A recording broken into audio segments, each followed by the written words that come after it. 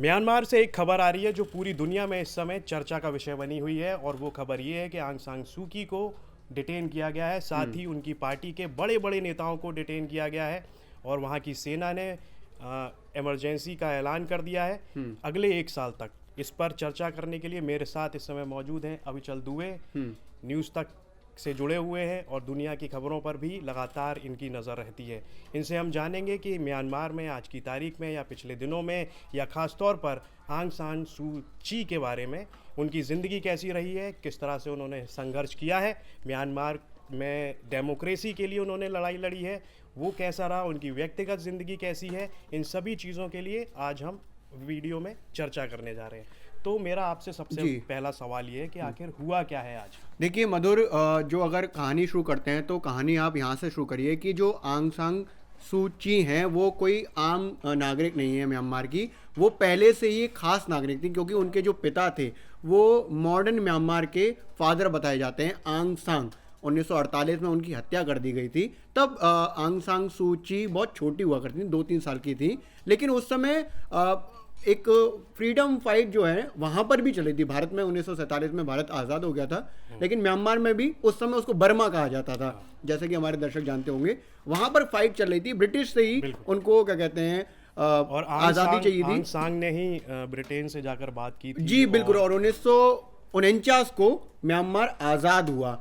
लेकिन उस समय क्या कहते हैं आंग सान सू ची के पिता हैं वो नहीं रहे थे, और उसके बाद जिस तरह की स्थितियां बनी थी म्यांमार में वो काफ़ी ख़राब थी क्योंकि म्यांमार में सैनिक शासन हुआ करता था। इसके बाद जो बात आई बड़ी वो ये थी कि 1989 से लेकर और 2010 तक करीब 15-20 साल का वो दौर रहा जिसमें आंग सान सू ची जो आज़ादी के लिए लड़ती रहीं। उनका साफ कहना था कि जो डेमोक्रेटिक राइट्स हैं वो म्यांमार में होने चाहिए, और आंग सान को पूरी दुनिया में एक तरह से डेमोक्रेसी का प्रतीक माना जाने लगा। कई बार पैरेलल देखा जाता है कि जो नेल्सन मंडेला हैं या आंग सान सू ची हैं उनको पैरेलल माना जाता है। उसका कारण यही है कि क्योंकि डेमोक्रेटिक राइट्स के लिए लड़ना वो आसान काम नहीं होता है, वो भी आप सैनिक व्यवस्था में जब रह रहे हों। तो पूरी दुनिया में इस तरह की चर्चा हुई। 2011 वो साल होता है जिसमें म्यांमार में डेमोक्रेटिक राइट्स जो है लागू होते हैं। सेना इस बात पर आ जाती है, उस टेबल पर बातचीत करने को तैयार हो जाती है कि सेना अपना शासन हटाएगी और वहाँ पर अब डेमोक्रेटिक राइट्स पर ही काम चलेगा।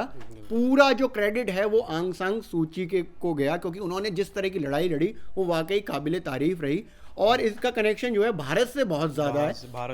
बिल्कुल, क्योंकि जो आंग सान सू ची ने जो अपनी पढ़ाई करी है, जो अपना ग्रेजुएशन किया है वो यूनिवर्सिटी ऑफ दिल्ली में किया है। यूनिवर्सिटी ऑफ दिल्ली का एक कॉलेज है लेडी श्री राम कॉलेज, वहाँ से आंग सान सू ची ने अपना ग्रेजुएशन किया है। और आपको अभी जानकर एक नई जानकारी मैं आपको बताता हूँ कि लेडी श्री राम कॉलेज में एक बिल्डिंग को डेडिकेट किया है आंग सान सू ची को, क्योंकि इतनी बड़ी जो लड़ाई है एक देश को डेमोक्रेटिक राइट्स दिलाने वाली वो आंग सान सू ची ने लड़ी। 2015 में जो चुनाव हुए, नेशनल लीग फॉर डेमोक्रेसी जो आंग सान सू ची की पार्टी है वो बड़े अंतर से जीती। उसके बाद 2020 में अभी 2 महीने पहले चुनाव हुए और उसमें भी करीब 83-84% वोट से आंग सान सू ची की पार्टी जीती।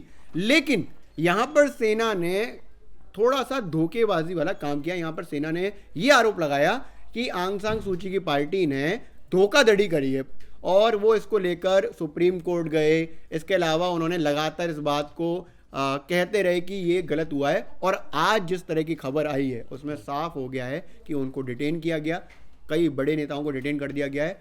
साथ ही जो वहाँ का टीवी चैनल्स हैं उनको पूरी तरह से, एक तरह से कहें तो सैनिक टीवी चैनल बना दिया गया है। उन्होंने एक खबर दी है कि केवल कि यहाँ पर अब 1 साल तक डेमोक्रेसी नहीं सैनिक शासन रहेगा, आपातकाल रहेगा, और सेना ने अपने साथ पूरी जो पावर्स हैं वो ले ली हैं। यकीनन आंग सान सू ची ने एक संघर्ष भरी जिंदगी जी है। उनके व्यक्तिगत जिंदगी जीवन की हम बात करें तो उनके जो पति हैं वो भूटान से ताल्लुक़ रखते हैं, और वे हैं असल में तिब्बत मूल के। हाँ, वो काफ़ी मतलब ये देखिए ना कि आंग सान सू ची ने पूरी दुनिया में क्योंकि उनको नोबेल शांति पुरस्कार भी मिला है 1991 में नोबेल शांति पुरस्कार मिला है। और वो नोबेल शांति पुरस्कार, क्योंकि मैंने आपको बताया कि 1989 से लेकर 2010 तक का वो दौर था जिसमें नज़रबंदी का दौर आंग सान सू ची ने गुजारा। और उसमें जो बड़ी बात सामने आई कि एक देश को डेमोक्रेटिक राइट्स दिलाने और के लिए उनके वापस आने का कारण था उनकी माँ की तबीयत खराब होना। हाँ, उनकी माँ की तबीयत खराब हुई थी, तब वो वापस आई थी। और उसके बाद जिस तरह का मूवमेंट शुरू हुआ म्यांमार में, वो देखने वाला था। एक जो परिवार है, आंग सान सूची का जो परिवार है, एक बड़ा परिवार है। जो फादर ऑफ नेशन, जो मॉडर्न म्यांमार के फादर ऑफ नेशन है, आंग सान सूची के पिता आंग सांग ही हैं। और उनको हमेशा देखा जाता रहा कि वो एक लड़ाई लड़ रही है बड़ी। लेकिन इसमें 2-3 चीजें मैं आपको और बताऊंगा कि क्यों, कहां पर पेच फंसता रहा। कि अभी हाल ही में जब इतनी उनकी क्या कहते हैं तारीफ हो रही थी पिछले 10 साल से, लेकिन 3-4 साल पहले पूरी दुनिया में आलोचना भी हुई। क्योंकि 2011 में जिस तरह का मूवमेंट सक्सेस हुआ, तो उसके बाद संयुक्त राष्ट्र और पूरी दुनिया भर में सभी जगह पहचान के अलावा आप ये कहिए कि एक तरह का मूवमेंट का सक्सेस जो होता है वो उनको मिल गया था। लेकिन 2017 में वो चीजें हुई जिसको लेकर पूरी दुनिया में आलोचना भी हुई, और वो आलोचना अभी तक हो रही है। और उसका कारण जो है भारत में भी लगातार बनता रहा। और बचपन से ही ये राजनीति का हिस्सा रही हैं, राजनीति से जुड़ी रही हैं बचपन से ही, और हमेशा ही उन्होंने उस तरह का संघर्ष किया है अपने देश में डेमोक्रेसी को लाने के लिए, और उसमें वो सफल भी हुई। और काफ़ी चुनौतियों का उन्होंने सामना किया। व्यक्तिगत जीवन संघर्ष से भरा रहा। इनके 2 बेटे हैं, एक बेटे एक कारण ये भी है कि आपने बताया कि जिस तरह का उनका जीवन रहा है, जैसे उनकी जो नागरिकता है वो उनकी नागरिकता तो खैर म्यांमार की है। मैं कह रहा था कि उनके बेटों की जो नागरिकता है वो ब्रिटिश है। तो उसमें पेच ये फंस गया कि वो राष्ट्रपति नहीं बन सकती हैं म्यांमार की, इसी वजह से, क्योंकि उनके जो बच्चे हैं वो फॉरेन नागरिकता के साथ हैं, फॉरेन सिटीजनशिप, और वहीं पर रहते हैं। लेकिन ये राष्ट्रपति नहीं बन सकती हैं। लेकिन अगर देखा जाए तो म्यांमार में सबसे बड़ी नेता या म्यांमार में सबसे बड़ी पावर आंग सान सूची ही है। ये तो बात हो गई कि इनके संघर्ष के ऊपर ये डेमोक्रेसी। 2017 में जिस तरह का रोहिंग्या मुसलमानों के साथ वहां पर दोहरा व्यवहार, मतलब ये कहना पड़ेगा, क्योंकि रोहिंग्या मुसलमानों की एक बड़ी तादाद जो है वो बांग्लादेश गई, और फिर उनमें से कुछ लोग भारत भी आए।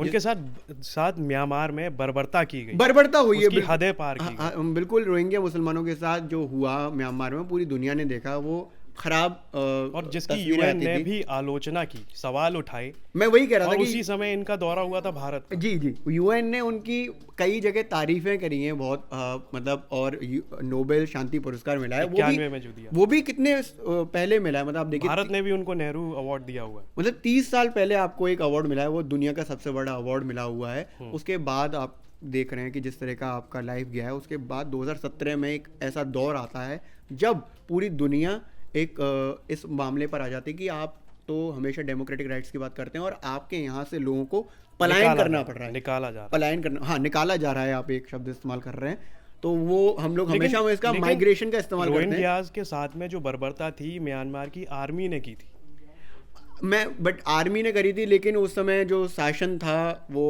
सूची का ही था। मतलब सूची को ही हमेशा पावर ऑफ सेंटर माना जाता है। लेकिन आपको क्या लगता है कि अचानक से ये जो कदम उठाया वहाँ की सेना ने, तख्ता पलट का, हमारे दर्शक जानना चाहेंगे कि ऐसा अचानक हुआ क्या? देखिए 2011 में जो हुआ वो ये था कि सैनिक शासन उन्होंने ख़त्म कर दिया। उन्होंने कहा कि चलिए डेमोक्रेटिक राइट्स को ही इम्प्लीमेंट किया जाएगा। लेकिन जो रिश्ते थे ना सेना के साथ सरकार के, वो अच्छे नहीं रहे हैं, वो हमेशा कड़वाहट वाले ही रहे। क्योंकि तो 2011 में जब सूची का शासन आया, या फिर सूची का शासन नहीं कहेंगे, मतलब लोगों का शासन आया, तब भी सेना का जो व्यवहार था वो इस तरह का था कि करना पड़ रहा है, क्योंकि इतना ज़्यादा प्रेशर हो गया पूरी दुनिया से, ठीक है। लेकिन उनके जो रिश्ते थे वो अच्छे नहीं रहे। 2017 में जो चीज़ें हुई, उसके बाद जो इस बार चुनावों में चीज़ें हुई, क्योंकि सेना को भी कहीं ना कहीं लग रहा था, क्योंकि 83-84% वोट एक तरफ जाएं। आप ये देखिए कि एक तरफा जो है जीत थी, जो इस बार जो प्रधानमंत्री नरेंद्र मोदी ने भी उनको जीत की बधाई दी थी, पूरी दुनिया से बधाई मिली थी।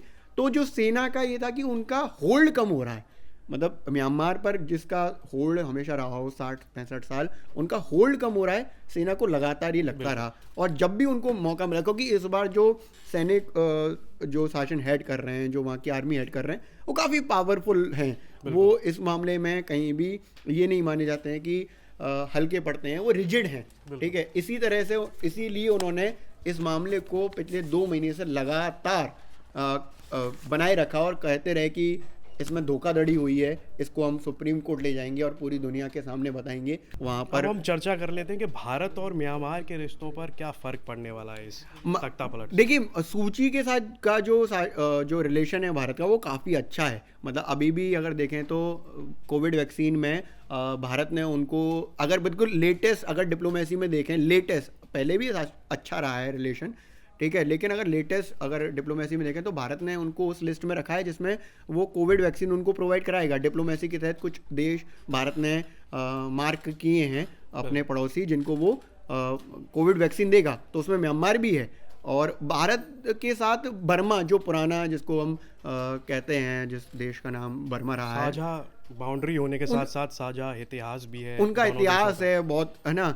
और सांस्कृतिक रूप से भी सांस्कृतिक रूप से इसके अलावा जो रंगून जो शहर है बर्मा का, वो हमेशा केंद्र रहा है। जिस तरह से जो बर्मा में जिस तरह की पॉलिटिक्स है या बर्मा में जिस तरह का काम है, उसका जो केंद्र है वो रंगून रहा है। और रंगून से भारत का जो दिल्ली का जो कनेक्शन है वो, अगर मैं कहूँ तो बहादुर शाह जफर, अगर आपको ध्यान आता हो, इतिहास भी है कि बहादुर शाह जफर को ब्रिटिश ने जब भेजा था, क्या कहते हैं, नजरबंद करके या गिरफ्तार करके, तो रंगून की जेल में भेजा था। उसके बाद सुभाष चंद्र बोस, जी जी जी, ये जो पुराना इतिहास जुड़ा हुआ है। एक दौर तो ऐसा आया जब नरगिस चक्रवात आया था म्यांमार में, तब दीप जलाकर इनको अपना जीवन यापन करना पड़ा था। हाँ, तो इससे साबित ये हो जाता है कि इस महिला ने जो संघर्ष किया है, इसमें आप जो बात करें ना, एक्चुअली जो म्यांमार का जो क्लाइमेट है वो इजी क्लाइमेट नहीं है, वो कठिन क्लाइमेट है म्यांमार का। तो वहां पर इस तरह की चक्रवात वगैरह, इस तरह के तूफान वगैरह वहाँ बहुत आते हैं, ठीक है। और उनका जब भी आप देखते होंगे कि बड़े चक्रवात जब भारत को इफेक्ट करते हैं, कई बार देखते हैं कि बंगाल की खाड़ी या खंबात की खाड़ी से कई सारे चक्रवात भारत को इफेक्ट कर रहे हैं, तो उसमें ना म्यांमार वगैरह की साइड भी काफी ज्यादा इस तरह की चीज होती है। वहाँ का क्लाइमेट काफी नुकसानदायक है। तो जो आंग सान सूकी की जो ज़िंदगी है, सूची की जो ज़िंदगी है, उसमें संघर्ष है और उसमें वो किस तरह से एक बार नहीं कई बार अपनी ज़िंदगी में जीती हैं, और एक बार फिर से उनके सामने एक चुनौती है। क्या इस बार उस चुनौती को वो जीत पाएंगी?